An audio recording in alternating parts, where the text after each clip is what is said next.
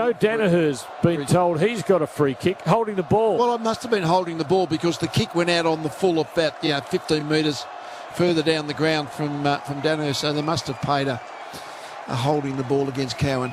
Danaher kicks not even half distance to McCluggage, the sensible one who takes the mark. Behind the wing, the siren sounds. The Lions are still there. They win, and they win well by 28 points, 14-15, 99 to Carlton 11-5, 71. The Blues season is done. It's fair to say, Lee, the damage was done so early. Tim is correct. It reads nicely a 28-point margin and bears testament to a side that's got a fair bit of grit in them.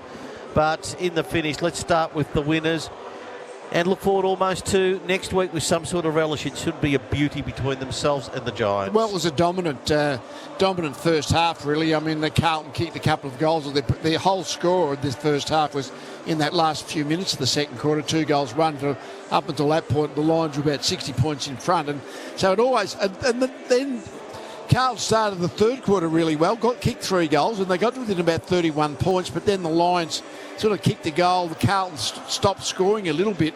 But again, they've kicked 6 goals in the last quarter. I mean, they've been beaten by, again, in the second half, the Lions have kicked 5 goals, 8. So they've still had plenty of scoring shots, but Carlton were very accurate, but they still end up kicking 9 goals, 4. So you'd have to say they fought the game out well, Carlton, but certainly when the game was there to be won in that first half, they just gave away an enormous margin. Crowd of just shy of 36,000, which is rather deceptive because when we looked around, Tim, there didn't look to be too many spaces here, but still a very, very healthy crowd. And we've seen a side that would appear at least to have all bases covered, with down back Harris Andrews leading the way. Jack Payne's lost, but Darragh Joyce, I imagine, might be the one to just come in and take his spot down back, or Hipwood might get a little run down back. The midfield is wonderful.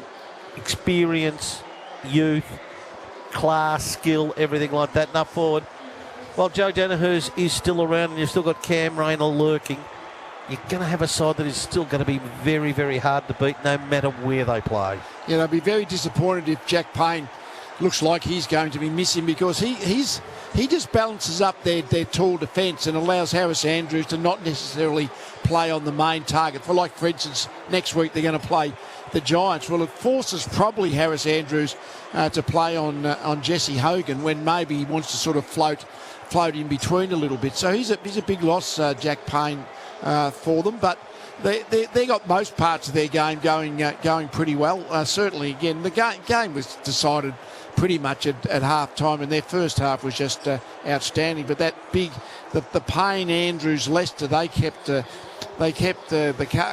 2 inside 50 marks in that from a lot of possessions early on. So that's going to be a downer for the Lions. But nevertheless, you've got to cope with those kind of setbacks. Lee, there will be the soul searching taking place in the examination of the losing side, as it always is on Elimination Final Day for Carlton. What is it possible to make anything definitive from this season for Carlton? Yeah. Well, they've fallen off compared to.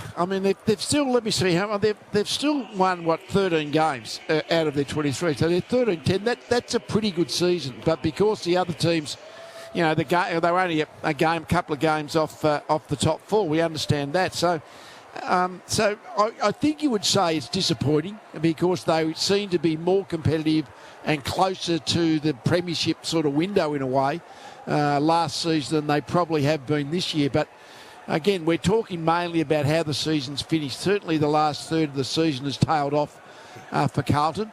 Got injuries to the wrong players. So I think there's still some hope going forward. But I think, and Tim mentioned it before, they have a fairly one-pace midfield. Good players. Cripps' an outstanding player. Hewitt's an outstanding player. Cherry's pretty good. Walsh is pretty good. But they're a little bit one-paced. They don't break the game open, which is why they're to be at their best. They need Jacqui and Mackay both on so that they can get their half a dozen goals between them to sort of help to get the 15-goal score. So I don't think all is lost, but certainly I think it would be classified as a disappointing season on what they would have hoped for at the end of last year and what looked like being in place about halfway through.